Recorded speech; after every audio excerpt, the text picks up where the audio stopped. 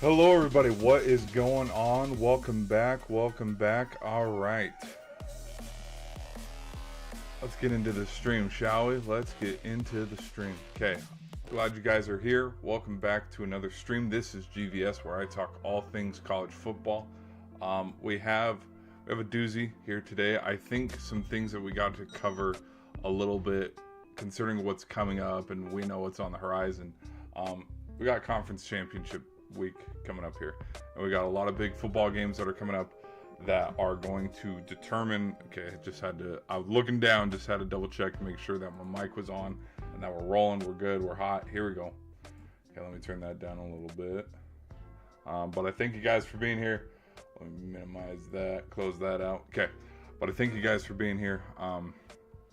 We got, like I said, a lot of big games that will have big impacts and playoff implications, because right now there's been a lot of talk, and it's been getting loud, especially with how, hey, could Miami and Notre Dame be the final two teams in? Who should go? Does head-to-head matter? Which team honestly deserves to go more when you look at it? And I'm going to be honest, I got a handful of videos coming out. There's a rollout and there's a layout of videos, and I made a video today and I published it today about, should Texas deserve to be one of those 5, 6, 7 teams that are trying to fit in the 4 final spots, trying to make a case for them. What holds them back from going to the college football playoff? I'll tell you right now, it's 3 losses. That's one thing. And a lot of people, I think it's funny, the conversations and the talks, how everybody's pointing at the Ohio State loss, and it's like, no, I don't think the Ohio State loss is why they're not going, and they're not in the conversation for it. The reason why they're not in the conversation is because they lost a big one against Georgia. They lost against Florida, and and then also they're not, or Bama and Georgia are competing for the SEC title, so you can't vouch for that, kind of like how you could for Texas A&M, where it's like, well, if Texas A&M didn't lose to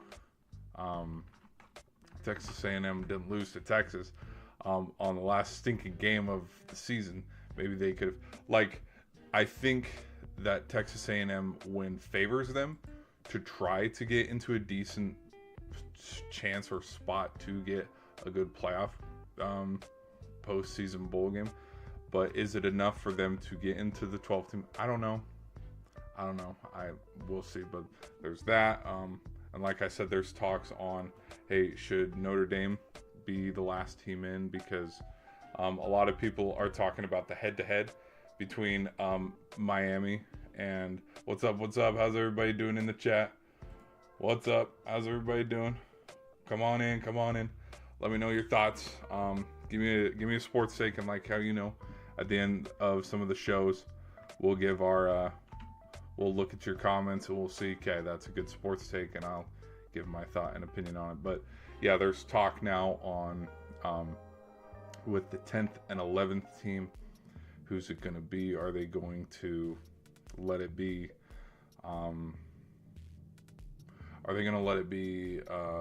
Miami? Are they going to let it be Notre Dame? And so there's talks of how, should the head-to-head have mattered? Does head-to-head matter anymore? And it's like, yes, I still think it does. Let's just see how conference championship plays out. Let's see how this conference championship weekend plays out. Because some things that I have noticed, just with watching college football and kind of being around it and, looking and watching from a distance, is everybody's already written off BYU, and nobody's putting into account where, dude, BYU could get revenge against Texas Tech and throw a monkey wrench in this whole thing where, hey, you know what, if BYU's in, because I think I'm going to give a lot of credit to John Gruden, because I saw John Gruden's video today on how, if he shaped the college football playoff, who would he have, where would he have? Sorry, let me fix my hair a little bit. It's being a little weird. But what he talked about was where Bama, Georgia, Indiana, Ohio State, BYU, and Texas Tech. These 6 teams are automatic bids. They're already in, win, lose, or draw. Come Saturday, they're already in. But then they talked about Vandy, Texas, JMU, North Texas, Oklahoma, Ole Miss. He listed teams 7 through 25, and he's like, play each other. Winner gets to, what's the word? Slide into a slot, open slot for the college playoff, where it's like winner gets to go. Because, I mean, he does make a point where, for example, should Ole Miss be sitting at home, or Notre Dame or Miami, should they be waiting and sitting at home while Indiana has to go play a game, BYU has to go play a game, and all these teams who have a conference championship game, should they be sitting at home and get rewarded for, hey, BYU lost, so we get to move up. Hey, Alabama lost, so we get to move up. And they're rewarded for other teams losing, which it was a good point. I liked it, and I kind of agreed, because I think something, and eventually we'll get here, because what's going to happen is they're going to want to expand. Should it have been 4 teams from the beginning? No. I mean, I thought 8 would have been lukewarm, where, like, for example, in this case, you have 2 undefeated teams in Indiana and Ohio State, automatic bids. And look at that. They both played each other in the Big Ten Championship. So there's their automatic bids. You have the winner of each conference of the Power 5, because this was before realignment and stuff. But you have the winner of the ACC, Pac-12, SEC. You have all of them go. There's 5 teams. But then just depending on the runner-up, if the runner-up had 1 loss or 2 losses but was ranked really high, like how, let's look at the rankings here. Okay. Who is Oklahoma? Oklahoma right here is the highest. Let me scroll down a little bit. Can you guys see it? Okay, you guys can. Oh, let me scroll down a little bit more. Okay, you guys can see it. But Oklahoma is the highest 2 loss, and so they would be in. Obviously, like if Georgia lost to Bama and they would be 2, they'd still be in, because they automatically qualified for the playoff because they got to the championship game in the selective. Or I don't know if I had 8 teams or 10 teams, where there was a lukewarm where if you're in your conference championship, you automatically earn a bid. So BYU, Texas Tech, Bama, Georgia, Indiana, Ohio State. This year, all things considered, yes, Virginia and Duke both would have been in, considering Duke went 7-5. And maybe one of those at-large bids could have been Notre Dame, sitting at 10-2, or another at-large bid. When you look at the playoff from this format, because conference championship, 1, 2, we have 3 at-large bids. These guys aren't sitting here, so they would be those final 2 spots. So boom, boom, you're in, because you already qualified. No. Bama already qualified. BYU already qualified. So, but then when you try to have 10 teams playing a bracket, I think the 1 seed and the 2 seed have to sit and take buys. And I think from that point, yeah, the 3 plays the 7, the 4 plays the 6, and so on. And then we go from there. And then we reseed when they get right after the conference championship. But we'll just see. I think one little blemish. Sorry, let me take a swig here. Sorry, people. One little blemish that I would say is kind of impacting the playoff when you look at the playoff and the rankings is, okay, let's come here. All right. Maybe I don't know. Maybe I wasn't paying attention, which that is on me. I should pay attention more. Who's conference championship number 5? Which one's number 5? Is this Power 5, Group of 5? Like, is this the American winner, or conference championship 4? Is 4 ACC? Is 5 ACC? So I wasn't paying attention on that. Maybe I should have been. Like, with where it sits now, out of Bama and Oklahoma, parts of me think Bama can get sweet revenge. But if Bama loses to Georgia, I could see it be kind of a quiet exit where they lose 2 in a row. Oklahoma moves on, plays Ohio State. From this, Notre Dame and Texas, I think Notre Dame could get some revenge. They could be neutral site out of Notre Dame and Indiana. Parts of me thinks Indiana gets a little bit of a get back from last season. So Indiana moves on here. Whoever's in this slot, they're not. I mean, if Georgia wins the SEC title game, rolling into the playoffs with that much momentum, they'll be right here. Well, and they're probably not going to be here too, because if loser's going to drop down, Georgia wins, they're going to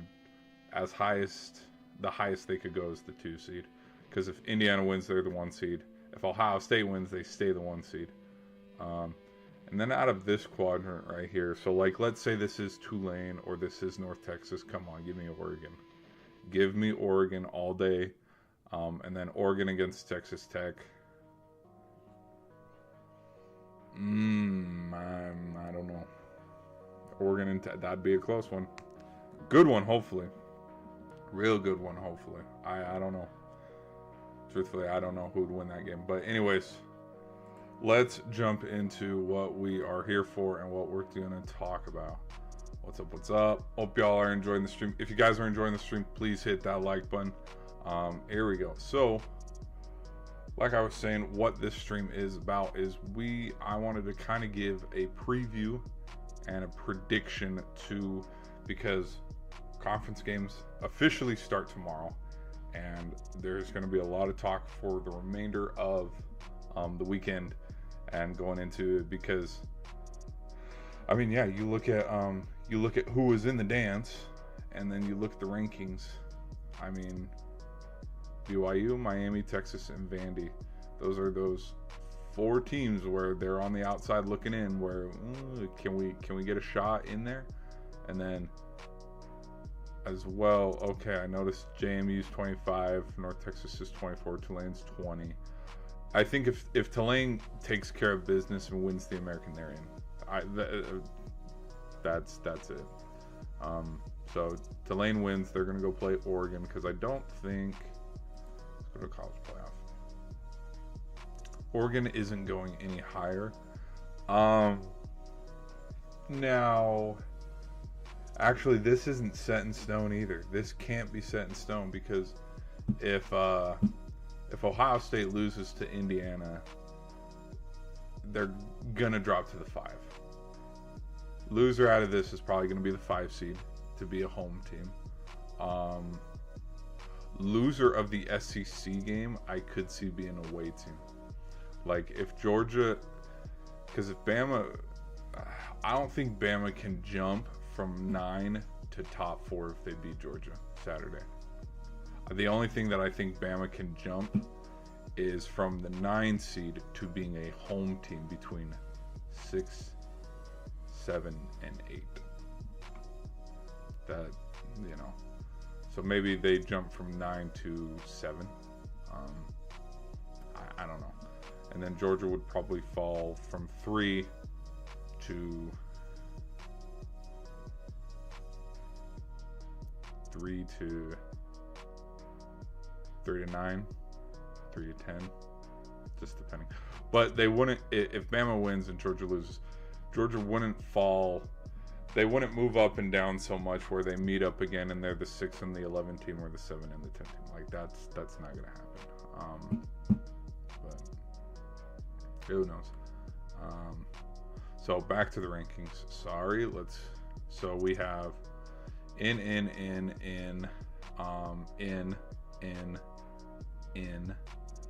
So again, we had, yeah, Tulane would be that 12 seed, and then, gosh, yeah, I don't. BYU's getting in. BYU's getting in if they win. I mean, you want to know another funny thing? Is BYU is the lowest ranked one-loss team in the history of the college playoff, where every other team in the history that has gone 11-1, they've been ranked higher. And I'm curious because I want to look. Where was Cincy? Yep, Cincy was ranked 4. Okay. The Raging Cajun, Louisiana, 13-1. Well, and even okay, because again, I totally forgot Louisiana went 13-1 that season. Don't even remember that happening.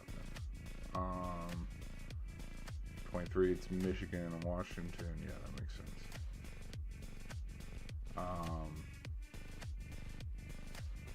Georgia, surprisingly, well, because Bama ended up beating them. That's why. Oh, well, this is final rankings too. Look, 15-0. Okay, yeah, that makes sense. Anyways, back to it. Sorry, I'm getting a little distracted, but yeah, lots of playoff implication. Miami, I think Miami could get in, and how they get in, this is a spoiler alert to some of the videos that I'm going to roll out.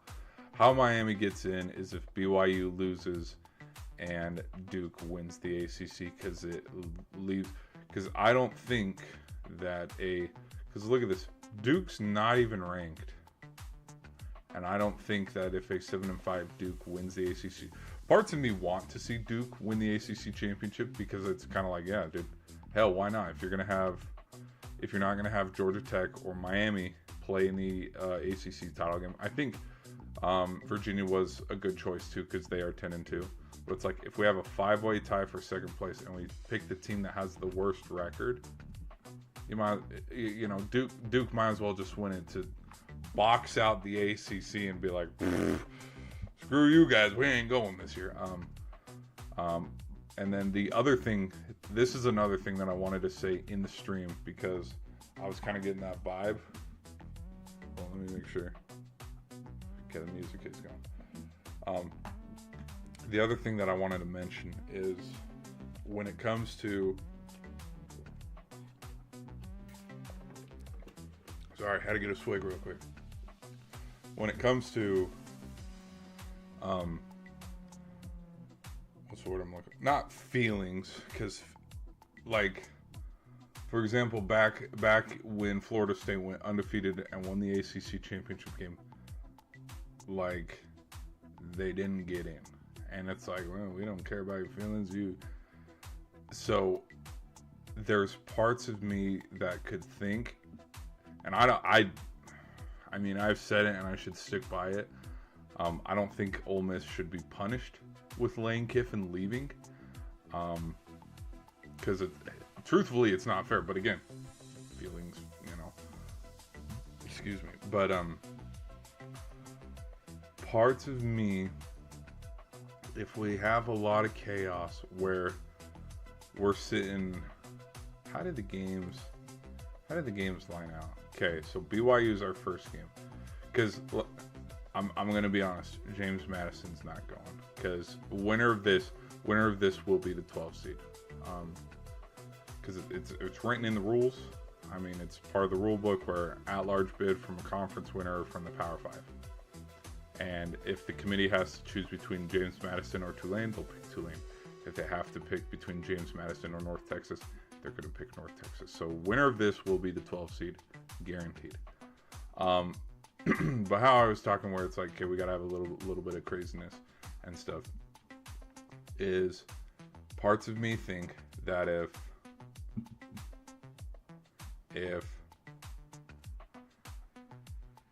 BYU wins, BYU's in, but Texas Tech is also going to go in. So there's 2 bids.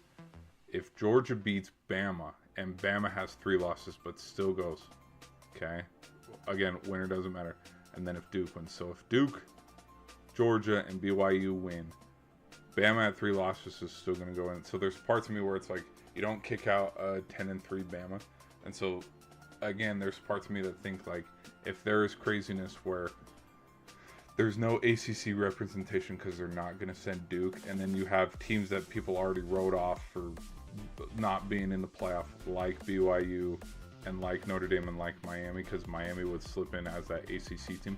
I could see that's where, you have all these at-large of Texas A&M, Oklahoma, now BYU because they earned their way in and they earned their shot in, and then Miami because Duke beat Virginia but then Bama stays in because they're a 3-loss and a runner-up in the SEC. That leaves no room for Ole Miss to go, and then Ole Miss would be 11-1, and they don't get to go. As crazy as that sound, I thought of that before the stream because I wanted to bring that up. Where what if that happens? And again, I don't want to see that happen, but there were a lot of people that were convinced when Florida State went undefeated and they won the ACC championship game. There were a lot of people that were convinced that they would be the 4 seed and that they would go, and they ended up not going. And the committee was like, whatever. So there's parts of me that think that if there's a shot where the committee could have whatever, it would be that. Where good job, Ole Miss, you went 11-1, but we had a lot of teams that played upset during conference championship weekend, and you didn't have enough star power, strength of schedule, this and that, like a Texas A&M or an Oregon or an Oklahoma, which is why you could just sit at home with Texas and Vandy. So then Ole Miss and Texas would get together, go to the Pop-Tart Bowl or something like that. I don't know.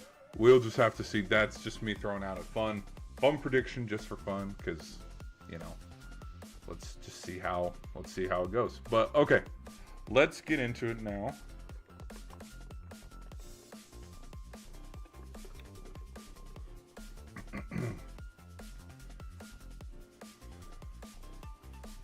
I've been rambling too much. But if you guys aren't enjoying the video, please be sure to hit that like button. Helps out the channel a lot. We've gained a lot of subscribers lately, so I want to thank you guys. We're gaining likes. One of our shorts has reached a lot of views, so thank you guys for that. But again, okay, without any further ado, let's get into the predictions, because the other thing too is I wanted to make my predictions videos and roll them out, because we gotta time these things out, and we gotta do editing and stuff, because there are 4 games, 5, but okay, my prediction for North Texas and Tulane, the video is not going to be as long as the BYU and Texas Tech one. Okay, so first one out of Texas Tech and BYU. The thing that I'm most interested.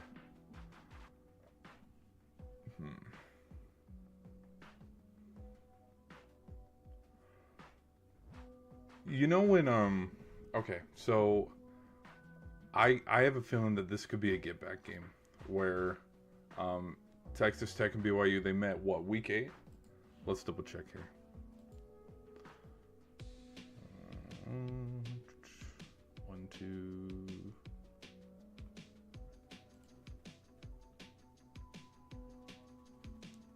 Week 9. They got together week 9, week 10. Okay. So there's parts of me that think this could be the perfect chance for a get back for BYU. If you remember how that game went, BYU did not show up for the first 3 quarters. It was pretty bad. And it's not that Texas Tech was dominating that game. I think what kept BYU in that game, because I think the score doesn't indicate how much Texas Tech was actually dominating them. Because again, BYU's offense didn't get anything going. And in fact, let's look at it. How many times? Where's the BYU? 29-7. How many times? Look at this: field goal, field goal, field goal, field goal, and then touchdown. BYU's defense was barely hanging on to keeping them in the game. And this was 13-0 at halftime. As you guys can see, let me scroll up a little bit. 13-0 halftime. And then in the fourth quarter, things got, a little bit interesting, making it 7-26. But then at this time, again, dude, the BYU, they had, look at the stats, 3 turnovers. They had 3 turnovers, but then also no points in the first 3 quarters. It took all the way to the fourth quarter before Chase Roberts had his touchdown. But yeah, when you have 3 turnovers, your offense can't score the ball, you're not going to win the football game. It doesn't matter if the score is 29-7 or 49-27.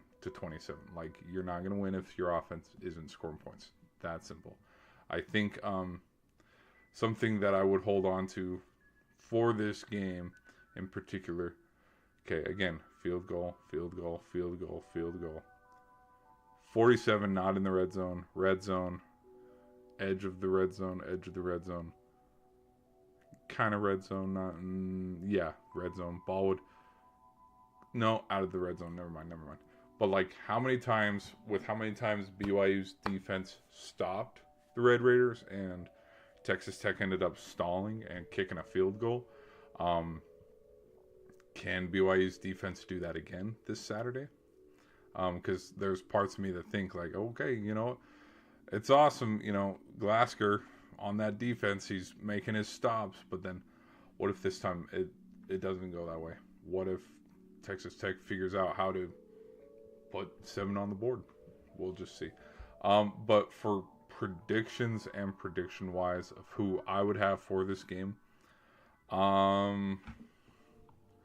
again, parts of me want to see that get back for the Cougars, where everybody and their dog, they think Texas Tech is winning this game.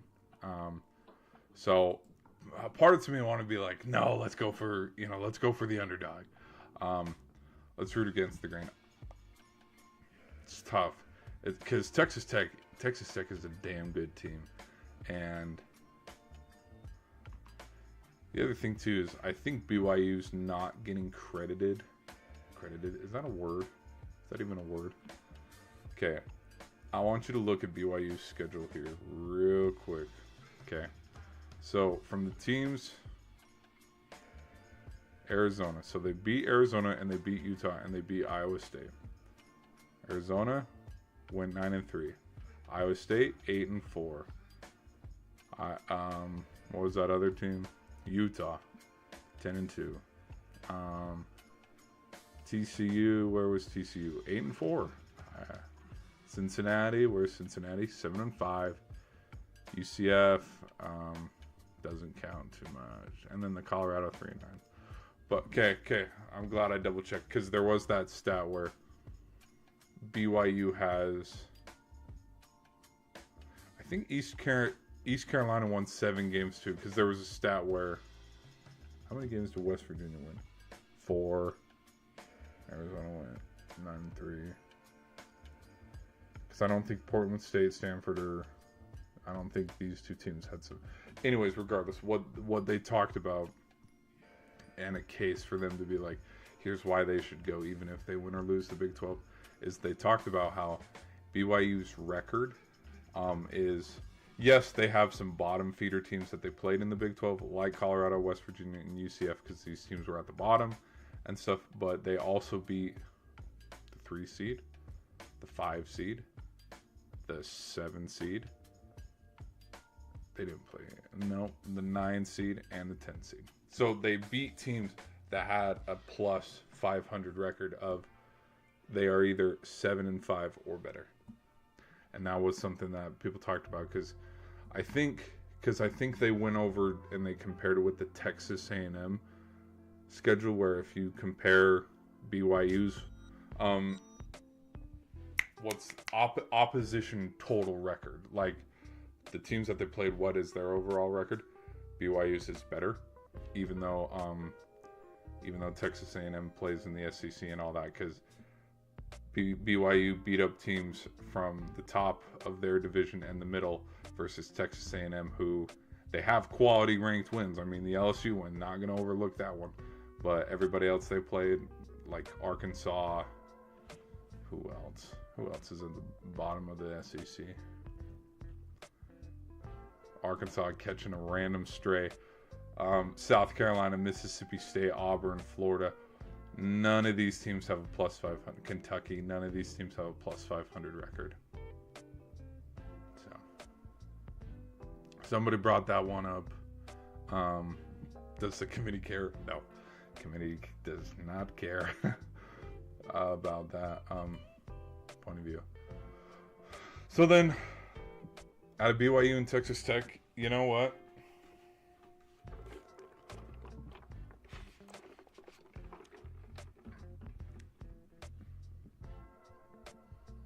I'll take BYU. Yep. Give me BYU. I'll root for the Cougars. Have a little bit of a get back where And I like the Big 12 too. I think because this this is long. Here we go, another long-winded rant. There has been talks on how where it's a staple formula of 4-4-2-2, where 4 SEC, 4 Big 10, 2 Big 12, and 2 ACC, and like, I mean, it's a good staple to walk by. But what if 1 year there is a strong Big 12, and what if 1 year the Big 10 isn't? Because this year, well, and it's been the last 2 years too. Look how, okay. So we got 9-3, 9-3, 8-4, 8-4, 8-4. So let's just go 9 wins, okay? 1, 2, 3, 4, 5. So there are 5 9-win teams in the Big 10. How many 9-win teams are in the Big 12? 1, 2, 3, 4, 5. Okay, they're even. What about the SEC? 1, 2, 3, 4, 5, 6, 7. Well, but there are more SEC teams. And then if we want to stretch it a little bit for 8 wins as well, 8 and 9. Okay, because Missouri there was real good, and Missouri was in control of their own destiny. Perbula did have that injury against Vanderbilt that sidelined him for, I think, 4.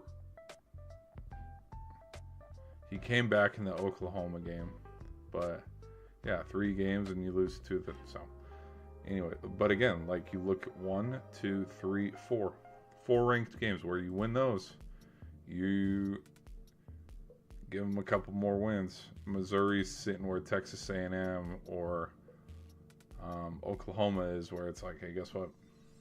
We deserve a shot to be in it.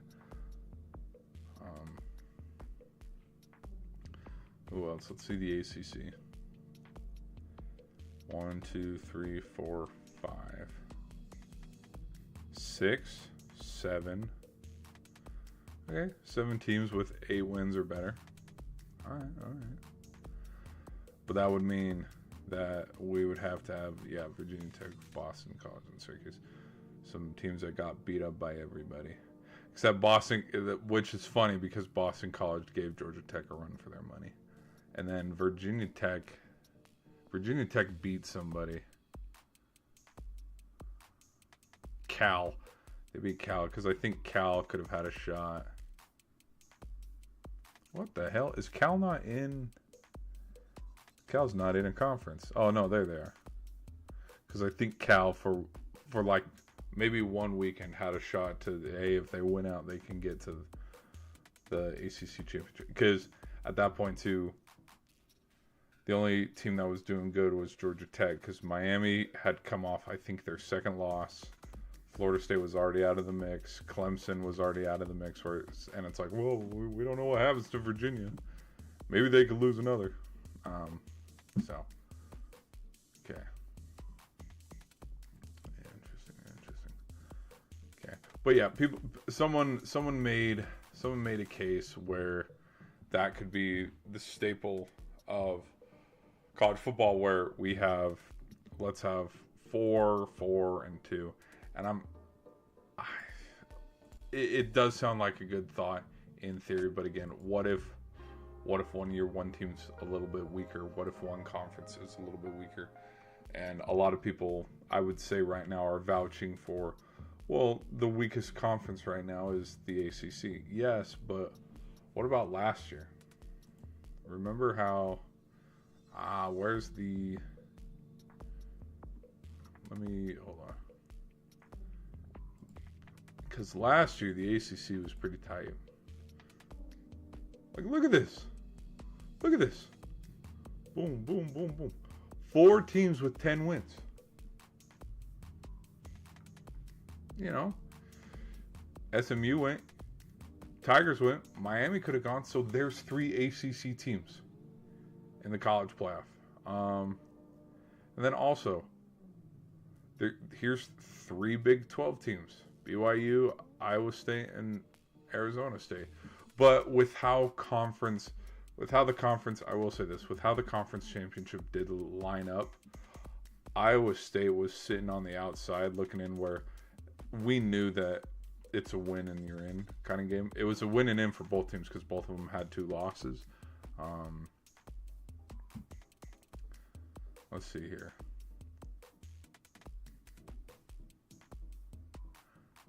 Illinois. I don't remember if that 10th game came from a bowl game, but all 4 were in there. Again, you could have had the Rebels be one of those teams in there. I don't know. So when you set like, okay, let me double check. Another team, Army. Army could have gone because, yep, they won the American. Yes, because the Army game and the Boise State game, those were on the same. Those happened the same night. But that would be my only contradiction for why it shouldn't be set in stone of 4-4-2-2, because again, yeah, what if one year Oregon slips up a little bit, has 3 losses, and they're not one of the top teams in the Big Ten, and the Big Ten ends up kind of like how the ACC was this year, where, okay, we have a 9-3 Michigan team playing a 2-loss Oregon team, or if Iowa, because wasn't it 21?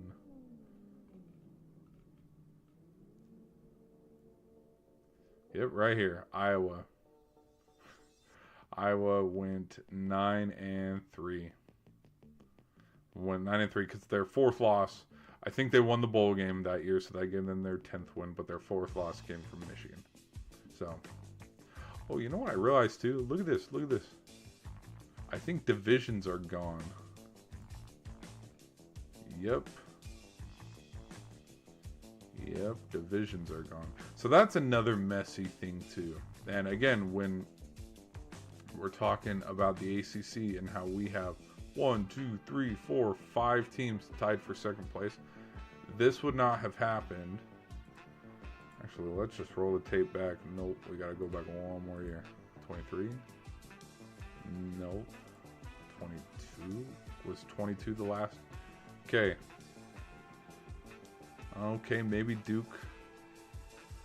Well, okay, but Virginia's in this bracket as well. Okay, so Virginia would have been the coastal representation. Representative. Sorry. Boston College, like NC State, Louisville. Okay, so trying to remember this by memory. So Florida State, orange, red, and okay, let's orange, red, and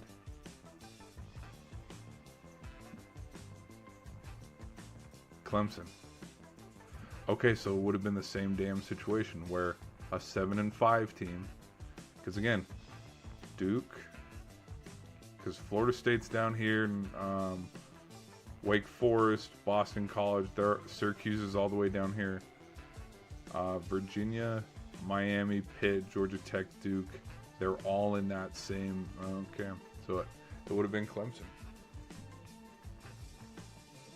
So maybe the top two. Maybe the top 2 work. These guys weren't. Oh my! You can't even see it. Whoops. Sorry, guys. Look. I look back at my. Here we go.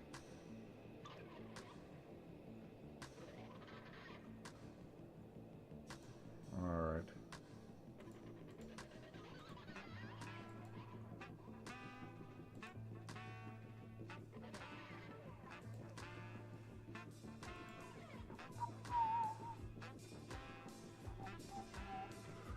Or the 21. Yeah, the Big 12's always been a best of. If that makes sense. And that was the year too where this was a winning in situation, because I think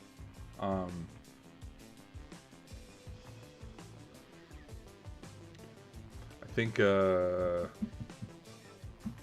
Baylor ended up winning it. And Oklahoma State beat Notre Dame in the Fiesta Bowl this year, so that was their 12th. Yeah, Oklahoma State was 11-1. And if Oklahoma State had scored that touchdown, if Oklahoma State would have scored that touchdown, they would have been in the playoff. Because again, this is me generalizing, and it doesn't matter. It doesn't matter because whoever it was, whether it was Oklahoma State or Cincinnati, they would have lost to Alabama. Bama and Georgia were playing. They were going to play each other. Because, fun fact, weirdly, I've thought a lot about the 22 playoff with Georgia, Michigan, Cincinnati, Bama. And the only reason why I've thought about it a lot is because we're coming into this situation. Gosh, I get lost on a side tangent and we try to come back and we try to, lasso it back in here, brother. But hit that like button if you're like me. And you lose your train of thought. But with this 12 seed right here, or the 11th seed, we have seen, let's go with Cincinnati, for example. Cincinnati went undefeated. They won the American, and they got to go to the playoff, and they got boat raced by Bama. And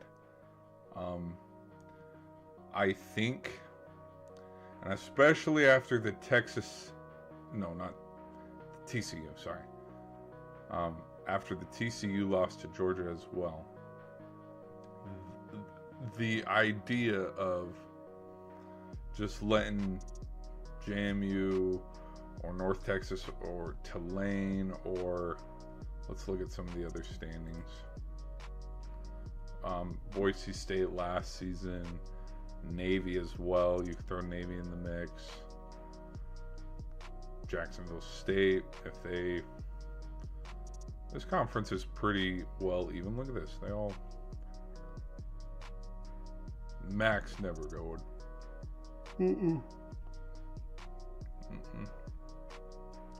No one from the Mountain West is going either this year. But the thing that I'm looking at is, with how we've had two big kind of blowouts in the playoff, like I think the committee is hesitant to let teams like JMU or Tulane, Tulane's going to go, or North Texas, whoever it is, because I mean we saw what happened to Cincinnati against Bama, but then even on the other side of the bracket with Michigan, I think Michigan only had one loss that season. They got blown out by Georgia too, and they were the Big Ten champs. So I think it's hard, like, for the people who are vouching for, Texas should be able to go, Vandy should be able to go, JMU should be able to go, Tulane or North Texas should be able to go.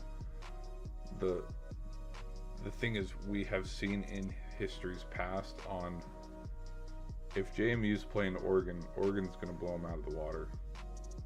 If we see, like, the last time, I mean, for example, with Oregon, I mean, obviously the last time they lost was to Indiana. Indiana has a chance to win the Big Ten and the national championship as well. And then before that, it was Ohio State who ended up being the national champions. The last time Oregon lost before that, or had a close loss, was Boise State. And it was all because of Ashton Jeanty, because Oregon's defense could not stop the run game. Ashton Jeanty's a total anomaly, though. And we saw what happened to Boise State when they had their playoff chance against Penn State. They got shut down. It was honestly really sad to see their magical season come to an end.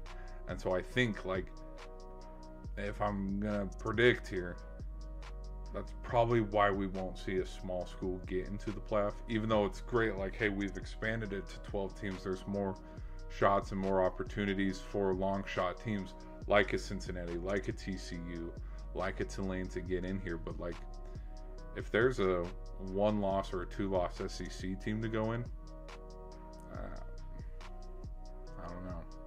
It'd be a real tough bargain to be like, they deserve to go in over this year it'd be different. Like, I don't think the committee would pick a 3-loss Texas over Tulane or North Texas. I don't think.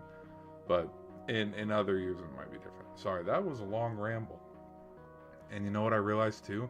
We haven't even predicted how the other games are going to go. I've rambled that long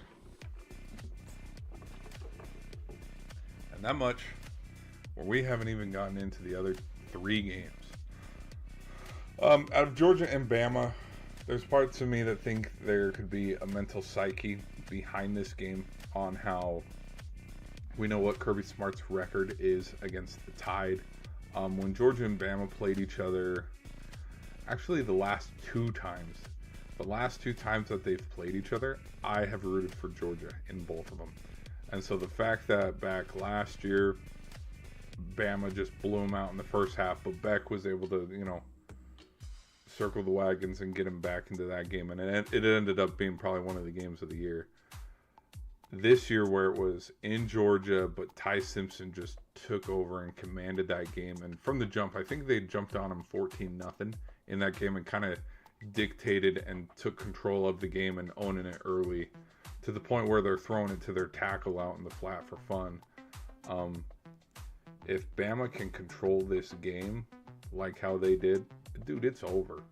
It's over. Georgia's going to lose again. Kirby Smart's record is just going to get that much worse against Bama. But we'll have to see. I think one thing that some people have already forgotten about that game is Georgia did hold Bama to this many points in the second half.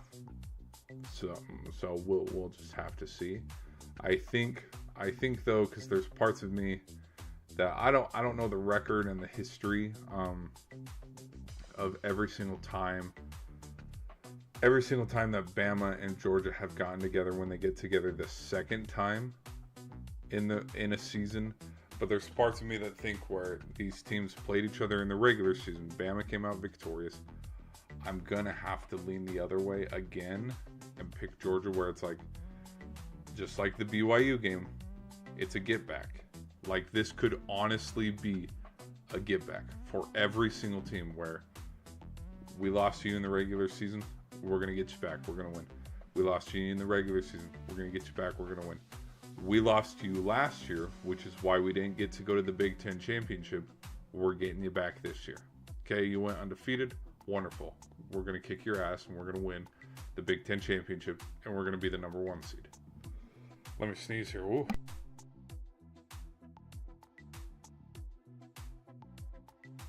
Excuse me. Had to sneeze after cutting that kick-ass promo. Be sure to hit that like button. Okay, here we go. No, let's continue though.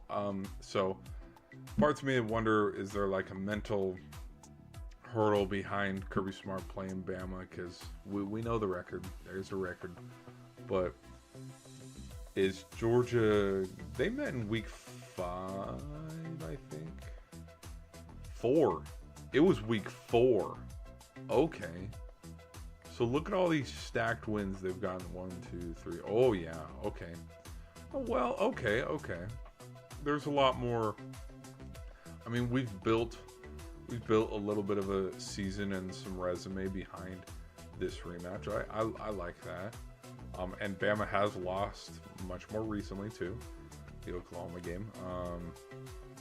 I didn't watch the Iron Bowl, so I can't tell and gauge off of like how I could for the Indiana Ohio State game, where it's like, hey, I think Ohio State's a little bit more ready because they played their rival.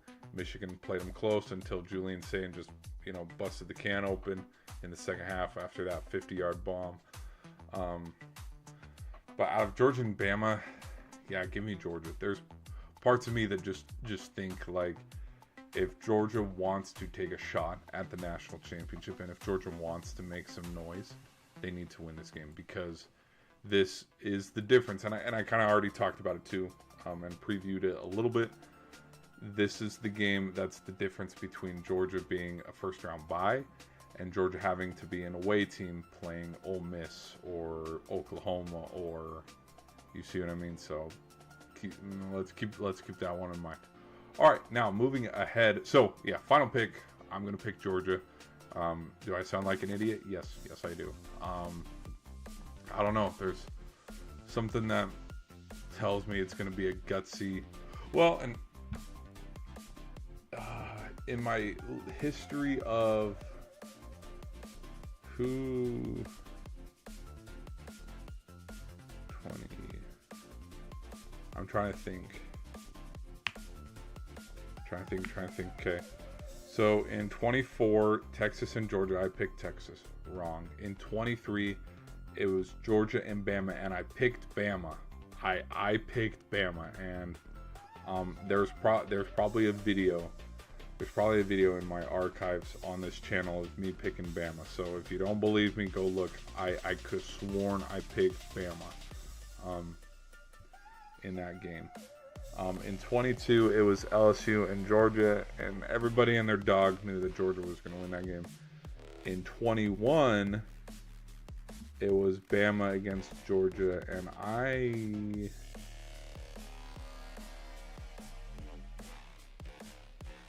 did I pick Georgia and Bama ended up winning it? I don't remember.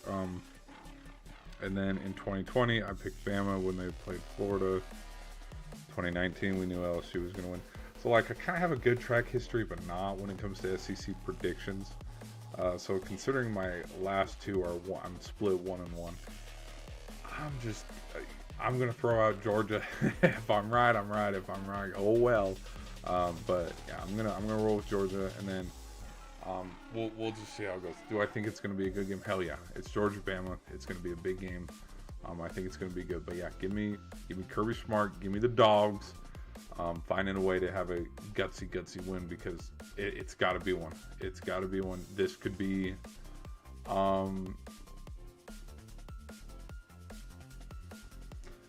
Let's see if Georgia's defense can keep Alabama in a box. That's another thing too, and maybe in my video I should talk about it and preview it a little bit more. Dude, Ryan Williams needs to show up, because he's not even the best receiver on his team.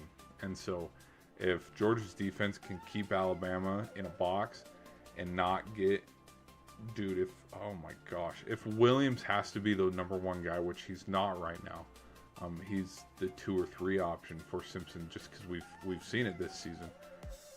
Dude, give me the dogs in that instance, because there's parts of me where it's like, I know Williams can take over a game, but he hasn't. He's been, if we're going to compare him to Jeremiah Smith, because those were the 2 top receivers we were talking about coming into this year, Smith has been better, but we'll see. So, but yeah, give me Georgia, give me Kirby. Okay, let's roll to the next one. Out of Indiana and Ohio State, I think winner of this wins the Heisman, I think.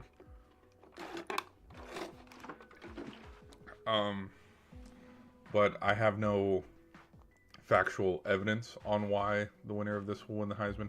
I just think when you have a battle between 2 quarterbacks who have over 30 touchdowns each, Mendoza with 32, Sane with 30, both of them have 5 interceptions. I'm thinking if these are the 2 quarterbacks that they're talking about in the Heisman conversation, as well with, I've seen Pavia creep up there, and everybody's talking about Jeremiah Love as well being a running back. It only seems right that you give the winner the Heisman. You guys didn't even see the stats I pulled up. Hold on. My bad. Look, so 32, 30. Yeah, they both thrown for a lot of touchdowns this season, and they've both been really good this year. And I think both quarterbacks, respectfully, also have big game wins, and they've had their Heisman moments. I think Mendoza's came a lot sooner than Julian's did. I would say Julian Saint's Heisman moment was the Michigan game and that touchdown to Carnell Tate, because, dude, he threw a 50-yard bomb in the snow against your rival as a freshman in the big house. And everybody and their dog, me included, was saying, oh, Michigan's going to win 5 in a row. There's no way. This has all the makings, but no. They took it back. I think, but yeah, out of this one, oh gosh, I have no leads for who I would predict. Where it's like, oh, here's this little nugget where, Ohio State, if Ohio State, this. if Ohio State's up by this many points, this is their record. I'm curious, and I want to see where the defenses are in this game, because we know with points allowed, the top teams in the country, Ohio State, Indiana, Georgia, Texas, and so here we go, another instance of 1 and 2 going against each other. So that's why I think this. There's parts of me that think this can either be a ugly, low-scoring game. Try to say those two words together. This is either going to be a ugly, low-scoring game, or this is going to be the game where the lid just pops off. Where, okay, Indiana's defense has been able to keep UCLA, the Rutgers, Purdue, Illinois, Oregon. Well, kind of Oregon, but Oregon did score some points, and that was a higher-scoring game. But it's like they've been able to keep everybody contained for so long. Same with Ohio State, where it's too much pressure, and Mendoza has 3 touchdowns. Sane has 2. Bo Jackson has a touchdown. You see what I mean? And so I think, or because both quarterbacks haven't given up the ball that much, what if we have a couple pick sixes in this? Where it's like, oh, hey, by the way, Ohio State has, probably a first-round draft pick on their defensive side of the ball. What if he takes one to the house, huh? Caleb Downs, 20-yard pick six. Opening drive, where, oh shit, Ohio State's up by 7. Mendoza threw an interception, and Indy's down 7-0 to start the game. And it was a loud, ruckus environment. Place was rocking. Not anymore. So, we'll see. But out of a prediction with Indiana and Ohio State, it's a stretch. But I like that get back narrative that I had on BYU, Georgia, and Indiana all finding ways to get back, because these are rematches throughout this season or last season. And I something that kind of stinks is Indiana and Ohio State never played each other this season to determine, because it's like there's no, hey, we already know how. Nope, it's a fresh one. It's right there. So because I'm kind of thinking Mendoza will win the Heisman, in turn, I got to think Indiana wins this.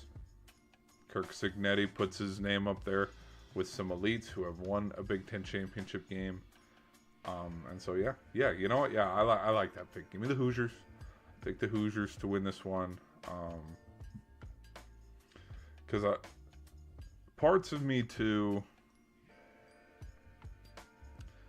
I can't see Ohio State going, and maybe this has happened in the history of football. I can't remember anything off the top of my head, because I'm trying to think of the years Bama or Clemson has won it. They haven't been number one the whole time. Like, they've flirted and gone up and down in the rankings. No. Let me take it back. Let's go double check something here real quick. Stay with me. Here we go. Let's go 2022. Georgia. Preseason. Aha! I knew it. Well, Ohio State wasn't ranked number 1 in the preseason.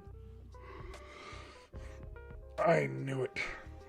But by week 2, Ohio State was ranked in number 1, because they beat Texas and they've been number 1 the whole way down. Number 8, Georgia. Week 12, Georgia. Week 14, Georgia. Week 15, Georgia. So Georgia was, because there's TCU and there's Ohio State. Okay, this makes sense. And again, I talked about this a little earlier in the stream, because we were talking about Cincinnati and we're talking about smaller schools going to the playoff and them earning a chance to go play, have a Cinderella run. Michigan should have beat TCU, but TCU just came out there and shocked them and shocked the world and whooped their ass. Like, so, I mean, I'm not saying upsets can happen in the playoff, but yeah. Damn. Troy and UTSA were ranked. What the hell? This is fun to look at too sometimes, to go back and go, oh yeah, because these two played in the Orange Bowl. I think this was Avery Johnson's freshman year. This is Caleb Williams. And again, USC was up here. They could have gone if they didn't lose. What was I looking at? But I was just trying to think all this to say, because I don't remember, and maybe the Georgia one proves it, where I haven't in recent memory seen a team go from no, preseasons don't come out till week 2. Basically, end to end, be the number 1 team overall. Haven't seen it, because last year, Oregon. Yeah, last year, week 1, well, the first week, when the first week rankings came out. Dude, look at where Oregon is. They're at the 7th seed. Nowhere near the top with how they ended that season. So, all right. But, anyways, long-winded response.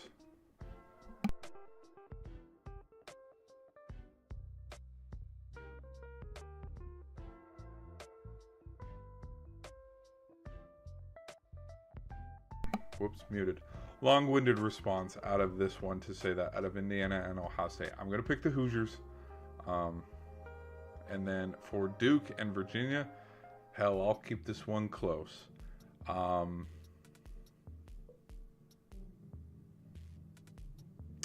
I talked about a little bit of craziness happening with if Miami and Notre Dame get in.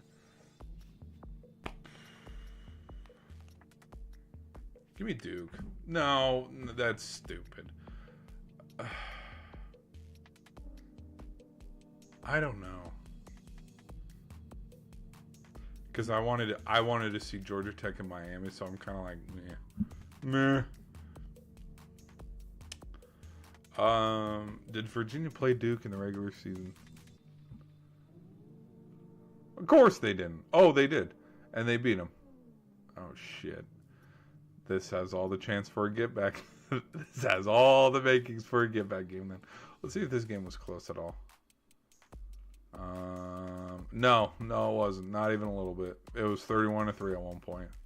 Oh my gosh. And these two teams are gonna play each other. No! We could have had Miami go, but they didn't. So, oh well, whatever. It is what it is. Okay, guys, we're going to end the stream there. I thank you guys for hanging out. I did go a little longer than I expected. I didn't mean to. Sorry about that. But if you guys enjoyed the stream, please hit that like button. Hope you guys enjoyed the stream. Hopefully my rambling wasn't a little too much. I know I got off on a couple side tangents. But when we talk about college football, there's other stuff that makes me think of like, okay, this is why this could go this way. This is why this could go that way for it. And like, that's why I bring up this stuff of like, yeah, what if we have a whole bunch of givebacks? What if we have a situation where committee doesn't care? Ole Miss, they don't care that you went 11-1. Your coach left you, and we had Bama lose. We had Duke win, but we still need, we still said that we're not going to punish teams for losing a conference championship game. So we're not going to punish Bama and drop them all the way out. So sorry, and so I don't know. We'll just see. We'll see how stuff goes.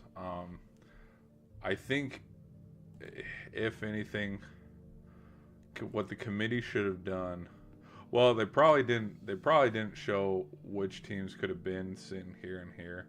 And the reason why is because if they predicted, okay, we think North Texas could, because if they predicted North Texas and Tulane ends up winning, it kind of looks silly.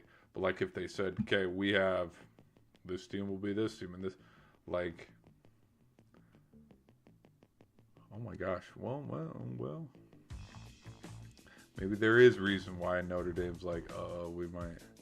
Because, again, does a 3-loss Bama team stay in if they're at 9? I don't know. I do not know. But that is way too much to think about, guys. Thank you for being here. Thank you for hanging out. I hope you have a good rest of your day. And I will see you guys in another stream.